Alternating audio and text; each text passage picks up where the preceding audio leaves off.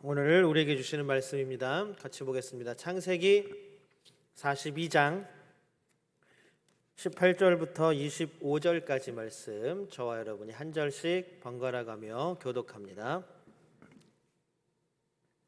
창세기 42장 18절부터 25절까지 말씀입니다. 저와 여러분이 한 절씩 번갈아 가면서 교독합니다. 제가 먼저 읽겠습니다. 사흘 만에 요셉이 그들에게 이르되 나는 하나님을 경외하노니 너희는 이같이 하여 생명을 보전하라.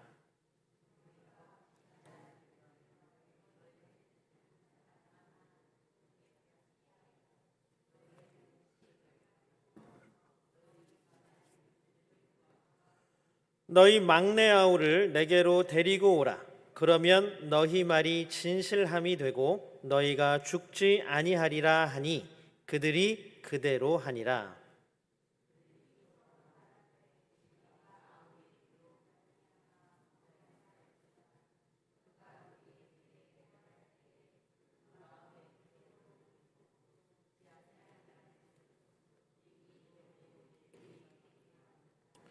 르우벤이 그들에게 대답하여 이르되 내가 너희에게 그 아이에 대하여 죄를 짓지 말라고 하지 아니하였더냐. 그래도 너희가 듣지 아니하였느니라. 그러므로 그의 핏값을 치르게 되었도다 하니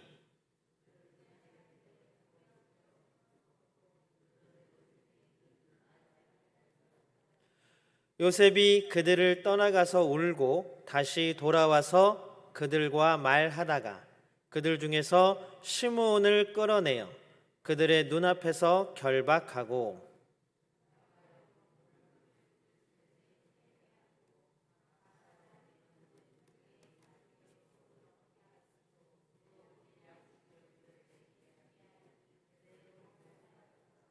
아멘. 함께 예배하는 분들, 모든 분들을 주님의 이름으로 환영합니다. 우리 예배를 통해 주시는 하나님의 놀라운 사랑을 넘치게 체험받는 귀한 시간 되기를 또한 주님의 이름으로 축복합니다. 우리가 이제 믿음의 고백 대신 바뀌었죠? 우리 교회 비전을 선포하겠습니다 하면 어떻게 해야 돼요? 처음에 시작이 이거잖아요. 우리 교회 비전 선포합니다. 딱 하늘에 딱 손을 이게 시작이에요. 이게 시작이에요. PPT 넘겨주세요. 예, 넘겨주세요. 기억나세요? 왜 다들 처음 보는 것처럼 한번 해보겠습니다. 하나님 사랑 가득한 교회, 우리 교회의 비전 함께 선포합니다. 하나님 사랑 가득한 교회, 서로 사랑 풍성한 교회, 이웃 사랑 아낌없는 교회, 이것이 우리 교회입니다. 여러분 기억나시는 분들 기억나세요? 안 나세요? 우리가 먼저 이거를 인지하고 있어야 우리가 이 사랑 이야기를 써갈 수 있는 거예요. 다시 두 번 반복하겠습니다. 자, 우리 교회 비전을 선포합니다. 같이 선포하겠습니다. 우리 교회 비전입니다. 선포합니다. 하나님 사랑 가득한 교회, 서로 사랑 풍성한 교회, 이웃 사랑 아낌없는 교회. 하나님 사랑 가득한 교회, 서로 사랑 풍성한 교회, 이웃 사랑 아낌없는 교회. 아멘. 우리 교회가 이런 교회 되기를 원합니다. 하나님께 영광의 박수 올려드립니다. 여러분들 이거를 우리가 먼저 우리 마음의 입에 새겨야 돼요. 하나님 사랑과 서로 사랑과 이웃 사랑이 가득하고 풍성하고 아낌없는 교회, 이렇게 사랑 이야기를 줄기차게 끊임없이 써가는 교회가 우리 교회가 되기를 소망합니다. 아멘. 집에서 계속 연습하세요. 서로 사랑은 옆에 있는 사람 이렇게 손 붙잡아야 되는데 다 따로 앉아갖고 손잡기가 힘드네요. 우리 함께 예배드리는 모든 분들과 인사 나눌까요? 우리 앞에 뒤에 옆에 보시면서 인사 나눕니다. 사랑합니다. 축복합니다. 네, 감사합니다. 여러분들 비행기를 처음 발명한 첫 비행을 성공한 라이트 형제는 첫 비행 성공 46초를 날기 위해서 그 전에 2000번의 시험 비행을 거쳤습니다. 2000번이나 실패했다는 얘기죠. 쉽게 얘기하면. 에디슨도 전구를 만들기까지 10,000번이 넘는 실패를 경험했습니다. 여러분들 아이들이 다니는 운동 도장들 있죠. 합기도 도장에 가면 처음에 가면 뭘부터 가리키냐 하면 맞는 법, 막는 거, 방어하는 것부터 가리킵니다. 유도를 배우러 가잖아요. 제가 전에 있던 교회 유도 진짜 열심히 하시는 집사님이 계셨는데 유도를 배우러 가면 처음에 배우는 게 뭐냐면 넘어지는 것부터 배웁니다. 낙법이라 그래서 쓰러지는 거, 넘어지는 것부터 배웁니다. 복싱, 권투를 배우러 가면 처음에 뭘 하냐면 줄넘기를 해요. 왜 줄넘기를 하냐 하면 끝까지 버틸 수 있는, 맞아도 쓰러지지 않고 버틸 수 있는 체력을 기른다 그래요. 신기하죠? 나는 누군가를 때리는 걸 배우러 갔는데 가자마자 배우는 건 다 막는 거, 방어하는 것, 쓰러져도 다시 일어나는 체력을 기르는 것부터 배운다라고 합니다. 실패하고 넘어지고 쓰러져도 견디고 견뎌내야 다음 기회가 있다라는 것들을 이야기한다고 합니다. 우리를 포함해서 모든 사람들은 완벽하게 완전하게 삶을 살아갈 수는 없습니다. 누구나 다 작은 실수들, 큰 실수들, 작은 실패들, 큰 실패들을 반복적으로 경험하면서 살아갑니다. 그러니 누구나 실패할 수 있고 실수할 수 있고 잘못할 수 있습니다. 너무나 당연한 문제들입니다. 그런데 본인이 계속 반복적으로 하는 실수나 실패나 잘못들을 어떻게 대하느냐에 따라서 그 사람의 인생이 완전히 달라진다는 것입니다. 라이트 형제가 2000번이 넘는 시험 비행 동안 매일 똑같은 방법만 고집하면서 처음에 만들었던 것대로 계속 2000번이나 실험했다면 2000번이 아니라 2만 번을 해도 똑같이 실패했을 것입니다. 그러나 자신의 실패할 때마다 왜 실패했는지 정확하게 뜯어보고 이게 이렇게 하면 혹시 실패하지 않을까라는 것들을 계속 고쳐나가고 수정하는 과정 가운데에서 이제 비행을 할 수 있는 비행기를 완성할 수 있었다라는 사실입니다. 에디슨도 마찬가지였습니다. 에디슨이 제일 어려워했던 게, 전구를 만들 때 제일 어려워했던 게, 여러분들 전구 안에 들어있는 필라멘트 있죠. 옛날에 막 그거 끊어지면 가서 사와야 되고 그러잖아요. 요새는 메다트 쓰지만 옛날에 사올 때 뭐라 그래요? 야, 60초짜리 사와. 60초짜리 사와. 120초짜리 사와. 촉이라는 말이 뭘 의미하는지 잘 모르겠어요. 그냥 우리는 그렇게 컸어요. 그렇게 심부름하면서. 어쨌든 그 필라멘트가 전구의 생명입니다. 그게 끊어지면 전기가 안 들어오는 거예요. 전구로서의 기능을 상실하는 거죠. 에디슨이 처음 전구를 만들 때에도 그게 제일 고난이었다 그래요. 그래서 에디슨은 전류가 통할 수 있는 2000가지의 재료를 가지고 실험을 했다 그래요. 그런데 그 2000가지도 그냥 한 개 한 개 넣어본 게 아니라 똑같은, 만약에 뭐 쇠줄이다. 이것도 막 굵기를 달리해보고 길이를 달리해보고 이렇게 꼬아보고 저렇게 꼬아보고 했으니까 2000가지의 재료를 사용했다는 것은 아마 수만 번, 수십만 번을 그걸로 연구하고 실험했다라는 일이 될 것입니다. 만약에 처음에 사용했던 재료 가지고 안 됐다고 그냥 에디슨이 포기했다면 우리가 과연 누군가가 하긴 했겠지만 그래도 그 전구, 그 밝은 빛을 우리가 이용할 수 있었을까요? 에디슨의 조수가 2000번이나 해도 나오지 않으니 우리는 그동안 헛고생을 한 것 같습니다 라고 얘기를 했대요. 그랬더니 에디슨이 그 조수에게 한마디 했답니다. 그게 왜 헛고생이냐? 필라멘트에 쓸 수 없는 재료가 2000가지나 된다는 걸 우리는 알아내지 않았느냐? 이렇게 얘기를 했다 그래요. 이렇게 매일 수정하고 매일 고치는 작업이 없었다면 에디슨은 아마 전구의 필라멘트를 만들지 못했을 것입니다. 그렇게 조금씩이라도 수정하고 고쳐나가는 작업들이 있었기에 라이트 형제는 비행기를 띄울 수가 있었고 에디슨은 전구의 불빛을 밝힐 수가 있었다라는 것입니다. 우리가 처음에 얘기했던 것처럼 우리도 살면서 많은 실수와 실패와 잘못들을 하기도 합니다. 그런데 아마 저를 포함해서 여기 계신 분들도 대부분의 사람들은 자신이 한 실수와 실패와 잘못을 다시 돌아보기 싫을 거예요. 부끄럽기도 하고 다시 기억하기도 싫고 창피하기도 하고.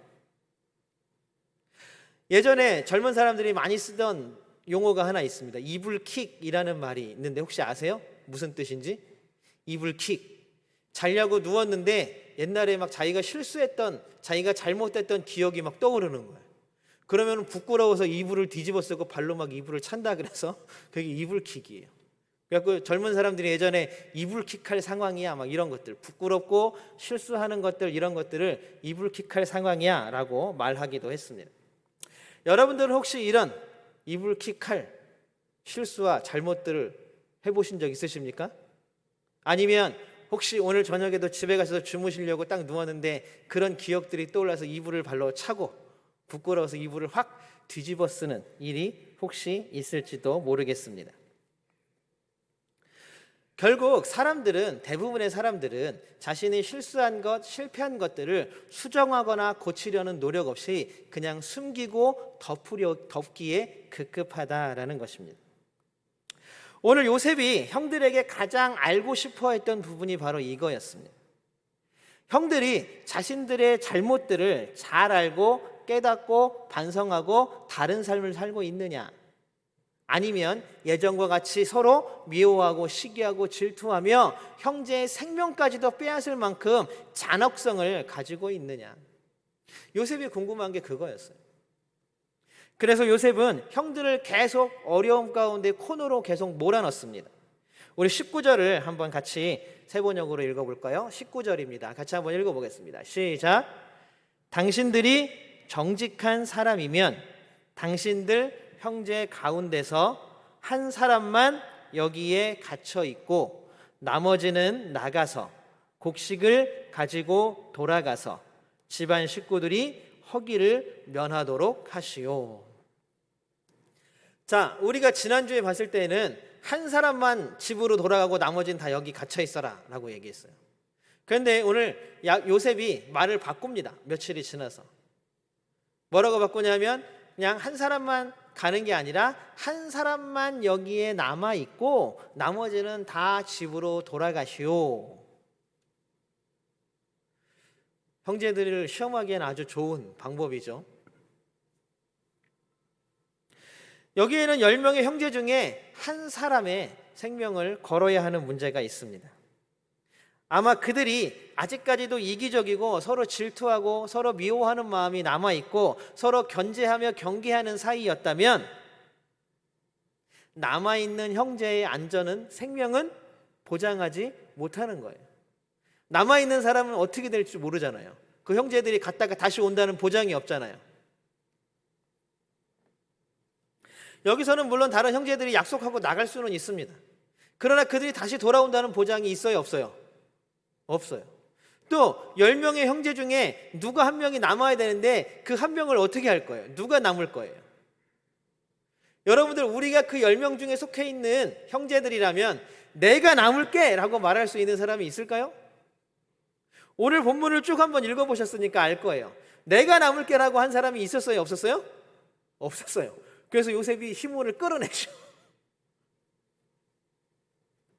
흔히 대를 위해서 소가 희생한다라는 말을 많이 합니다. 뭔가 큰 것을 위해서 작은 것들은 희생해야 된다. 또 많은 사람들을 위해서 작은 사람이 희생해야 된다. 이런 말들을 많이 합니다. 말만 그런 게 아니라 사실 우리의 살아오는 역사가 이런 일들의 대부분으로 흘러왔습니다. 우리가 흔히 하는 말들 중에 이런 말도 있지 않습니까? 야, 네가 총대 매면 되겠네. 군대를 많이 갔다 와서 그런지 몰라도 총대 맨다는 말을 참 많이 하는 거예요. 네가 총대 매면 되겠네. 뭐예요? 네가 그냥 뒤집어 쓰고 우리는 편하자. 지금 요셉이 10명의 형들을 몰아놓은 상황이 바로 이런 상황이에요. 10명 중에 누가 총대를 맬래? 누군가 한두 명이 혹은 소수가 희생을 하고 많은 다른 사람들이 사는 방법입니다. 그런데 조금 전에도 말씀드렸듯이 희생되는 한 명이 자발적으로 정말로 내 목숨까지도 내어주는 그 사랑의 마음으로 희생한다면 그거는 아름다운 희생이고 영웅이죠. 예수님께서 이 모든 세상을 위하여서 자신의 목숨까지도 내어주신 그 희생이 바로 그 사랑 아닙니까? 그것은 사랑입니다. 그런데 인간의 역사가 이렇게 한 사람의 고귀한 희생을 자발적으로 이루어진 적이 그렇게 많지 않다는 사실입니다. 힘 있는 사람들이 힘없는 사람들을 희생시키는 것을 두고 대를 위해서 서로 희생한다라고 얘기합니다. 그냥 꾸며내는 말이죠. 어떻게 보면 폭력입니다. 10명의 형제 중에 한 명을 네가 제일 어리니까, 네가 제일 뭐가 하니까, 너는 가정이 없으니까, 너는 자녀가 없으니까 네가 남아라 라고 말한다면 그것은 희생이 되는 거예요. 폭력이 되는 거예요. 그들은 아직까지도 자신들이 실수하고 잘못한 일에 대한 반성이 없게 되는 것이죠. 자, 이런 일들을 우리는 지금 다 보고 겪고 생각하고 있지만, 그렇다면 아직 이 일들이 어떻게 벌어질지 모르는 요셉의 형들은 어떤 선택을 하겠습니까? 그런데 이 선택 가운데에서 놀라운 일이 벌어지기 시작합니다. 우리 21절을 같이 한번 읽어보겠습니다. 21절 우리 세 번역으로 같이 한번 읽어보겠습니다. 시작. 그렇다. 아우의 일로 벌을 받는 것이 분명하다. 아우가 우리에게 살려달라고 애원할 때에 그가 그렇게 괴로워하는 것을 보면서도 우리가 아우의 애원을 들어주지 않은 것 때문에 우리가 이제 이런 괴로움을 당하는구나. 지금 당하는 이 고통스러운 일들이 어디부터 왔는지 이들은 찾기 시작했어요. 그리고 어디부터 왔다고 고백하고 있어요? 우리가 우리의 동생 요셉을 핍박하고 그 잠깐에 일어나는 분노와 시기와 질투 때문에 그의 생명을 빼앗은 일, 이것이 잘못이었고 이게 죄였구나. 이들은 자신의 잘못을 바로 직시하기 시작했습니다. 똑바로 바라보기 시작했습니다.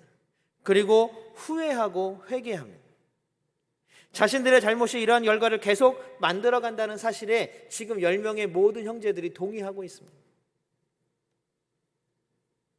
그러니 더 괴로울 수밖에 없죠. 누구의 탓도 아니고 자기 자신들의 잘못 때문에 이러한 괴로움이 다시 반복된다는 사실. 그 아프고 그 기억하기 힘든 예전의 일들을, 자신의 실수들과 실패들과 잘못들을 똑바로 바라보고 고백한다는 것이 여러분 쉬운 일입니까? 여러분 구체적으로 우리가 하나님 앞에 하나님 우리의 죄를 용서해 주십시오. 아이고 우리는 죄에서 구원받았습니다 라고 이야기할 때 여러분들 우리의 죄가 도대체 무엇입니까? 우리가 실수하고 우리가 잘못하고 우리가 실패한 일들을 지금 요셉의 형들처럼 이렇게 구체적으로 고백하고 똑바로 바라보고 하나님께 고백하신 적이 있으십니까? 아니 어쩌면 우리는 너무나 깊숙이 덮어놔서 기억도 나지 않을 수도 있습니다. 그러나 분명한 것은 지금 10명의 형들은 자신들의 잘못을 똑바로 바라보고 있다는 사실입니다. 그러니 마음이 더 괴로워질 수밖에 없는 것입니다. 아, 내가 죄인이구나. 내가 그런 죄를 저질렀기 때문에 또 이런 반복된 일이 생기는구나. 예전에 요셉을 향한 분노와 질투로 인해서 죽이려고까지 하는 살인까지도 서슴지 않았던 모습은 이제 형제들의 모습 가운데에서 더 이상 보이지 않게 되었습니다. 이제 한 명의 형제를 잃게 될까 봐 두려워, 그런 마음들이 서로 간에 있었다라는 것입니다. 거기다가 자신들의 잘못과 실패를 온전히 바라보고 똑바로 바라보고 그것을 하나님께 고백할 수 있는 마음들, 그런 마음들이 그들에게 생겼고 고백하는 용기가 그들 마음 가운데 생겼다라는 것입니다. 큰아들인 르우벤도 형제들을 대표하여 이렇게 얘기를 합니다. 22절입니다. 우리 같이 한번 읽어보겠습니다. 22절입니다. 같이 한번 읽겠습니다. 시작. 이제 우리가 그 아이의 핏값을 치르게 되었다. 나의 죄가 이제 나에게 돌아오는구나. 르우벤이 하는 고백이에요. 사실 이렇게 자신의 삶을 똑바로 바라보고 잘못을 인정하고 실수를 인정하는 것들은 쉽지 않습니다. 여러분, 제가 예전에 한번 아이들 공부하는 오답 노트를 말씀드린 적이 있었죠. 여러분들 오답 노트, 내가 틀린 문제를 왜 틀렸는지 노트에다 적고 한번 다시 풀어보고, 아, 시험 때에는 이 부분을 잘못 풀어서 틀렸구나, 내가 이 부분을 몰라서 틀렸구나 라는 것들을 기록해 놓는 노트입니다. 오답 노트. 그런데 여러분, 오답 노트가 쉬운 것 같지만 쉽지가 않아요. 그래서 오답 노트를 잘 쓰는 친구들 보면 공부 잘하는 친구들이에요. 공부 잘 못하는 친구들, 저도 그랬지만, 저도 공부를 잘 못하는 친구지만, 공부 잘 못하는 친구들은 내가 뭘 틀렸는지 관심도 없고 왜 틀렸는지 모르겠고, 혹시 어디서 오답 노트 얘기를 들어갖고 한번 만든다 할지라도 중학교 1, 2, 3학년, 고등학교 1, 2, 3학년 다 3년 지나가는 동안, 6년 지나가는 동안 2페이지를 넘어가지 못합니다. 이렇게 우리는 우리가 저지른 실수를 다시 한번 뒤돌아보고 다시 한번 보고 하나님 고백하는 것을 너무나 어렵게 생각합니다. 아니, 어려운 일입니다. 사실 그것만큼 어려운 일이 어디 있겠습니까? 여러분들 한번 자신의 삶을 돌아보십시오. 하나님께 구체적으로 내가 이런 일을 했습니다. 하나님, 내가 다른 사람을 이렇게 미워했어요. 하나님, 그 사람이 너무나 미워서 나는 이렇게 흉봤어요 라고 진실되게 정말로 하나님 앞에 고백하고 뒤돌아보고 똑바로 바라보는 일들이 우리 마음 가운데, 우리 삶 가운데 몇 번이나 있었습니다. 대부분 스스로 잘못한 것을 고치려고 하지 않고 숨기려고만 합니다. 숨기려고 하면 할수록 또 다른 실수와 잘못이 그걸 숨기기 위해서 저질러지기도 합니다. 우리 인간들의 마음이란 참 복잡하고 너무나 뭐라 그럴까요? 어수선한 것 같습니다. 요 한 번만 피해가기만 하면, 요것만 안 들키면, 요새 요것만 안 들키면, 요거를 저희 아이들하고 요새 계속 투닥투닥 하고 있어요. 한 번만 어떻게 잘 넘어가면. 그러나 오늘 우리의 고백, 그리고 이 요셉의 형들의 고백은 무엇입니까? 하나님은 모든 것을 다 보고 계시고 알고 계신다라는 고백입니다. 이제는 숨기지 않고 피하지 않고 정확하게 인정하고 그것들을 바라보고 고백하는 형제들. 요셉이 이렇게 형들을 막 구석으로 코너로 몰아가는 것은 형들을 파멸시키고 복수를 완성하기 위함입니까? 아니죠. 형들의 이런 모습을 보고 요셉은 뭐 하고 왔어요? 들어가서 울고 왔어요. 이들이 변했구나. 이들이 바뀌었구나.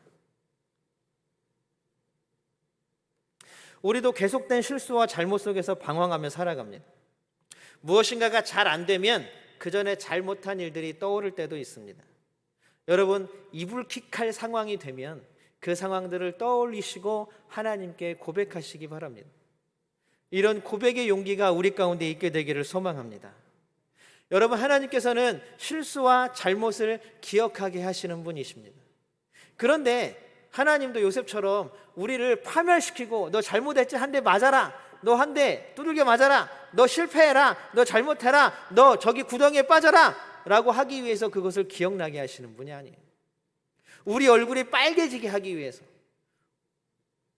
우리가 다른 사람들에게 부끄럼 당하기 위해서 그것을 기억나게 하시는 분이 아닙니다. 요셉이 형들에게 한 번 더 기회를 주었던 것처럼, 오늘의 말씀의 제목처럼 다시 한 번 기회를 주었던 것처럼 하나님은 우리에게 다시 한 번 기회를 주시는 거예요.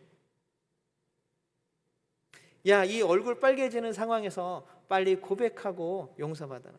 그런데 여러분, 우리가 하나 착각하지 말아야 될 것이 있어요. 용서와 고백, 그리고 하나님 앞의 회개, 그에 따른 하나님의 죄에 대한 용서, 이것들은 그냥 단순히 우리가 골방에 앉아서 하나님께 기도한다고만 이루어지지 않습니다. 물론 모든 것들을 용서해 주시는 분은 하나님이십니다. 그러나 하나님은 뭐라고 말씀하시냐면, 네가 제단에 제물을 바치러 왔을 때에 형제와 싸운 일이 생각나거든 그 제물을 갖다 놓고 그 형제와 화해하고 돌아와서 다시 예물을 드려라 라고 말씀하십니다. 하나님은 완전한 화해를 원하시는 거예요. 오늘 요셉도 그래서 형들에게 미션을 주잖아요. 내가 한 명을 잡아놓을 테니까 가서 누구를 데려와라? 베냐민을 데려와라. 이게 형들이 완벽하게 변했는지, 그들의 삶이 진짜 이 잡혀있는 시므온 한 명을 사랑하는 마음으로 베냐민까지 데리고 다시 한번 그 위험한 길을 올 수 있는지 그들을 시험하는 거예요. 다시 한번 기회를 주는 겁니다. 하나님도 우리에게 다시 한번 기회를 주십니다. 이 모든 것들을 다시 되돌릴 수 있는, 그 잘못과 그 모든 것들을 다시 한번 회복할 수 있는 기회를 하나님이 우리에게 주시는 줄로 믿습니다. 우리는 하나님이 주시는 용서하고 용서받을 기회를 놓치지 말아야 합니다. 실수와 잘못을 바로잡을 기회를 놓치면 이 기회가 어쩌면 마지막 기회일 수 있다는 생각이 우리 마음 가운데 있어야 합니다. 그 기회를 꼭 붙들고 다시 한 번의 기회로 우리의 삶이 역전되는 놀라운 은혜의 삶을 살아가는 우리가 되기를 소망합니다. 사랑하는 예배자 여러분, 하나님이 다시 한번 주시는 이 기회를 놓치지 않는 우리 모두가 되기를 주님의 이름으로 축복합니다. 여러분, 생각나는 모든 것들을 똑바로 쳐다보고 그것들을 인정하고 그것들을 위해서 또 화해와 용서를 위해서 또 용서해주고 용서받기 위해서 그것들을 하나님 앞에 내어놓고 행동하는 우리 모두가 되기를 주님의 이름으로 소망합니다. 그래서 우리 교회에는, 우리 모두의 삶에는 하나님의 사랑의 삶, 또 하나님께서 주시는 놀라운 은혜의 삶, 다시 한번 주시는 기회의 삶이 넘쳐나는 우리 성도님들과 교회와 우리 모두의 삶이 되기를 주님의 이름으로 축복합니다. 기도하겠습니다.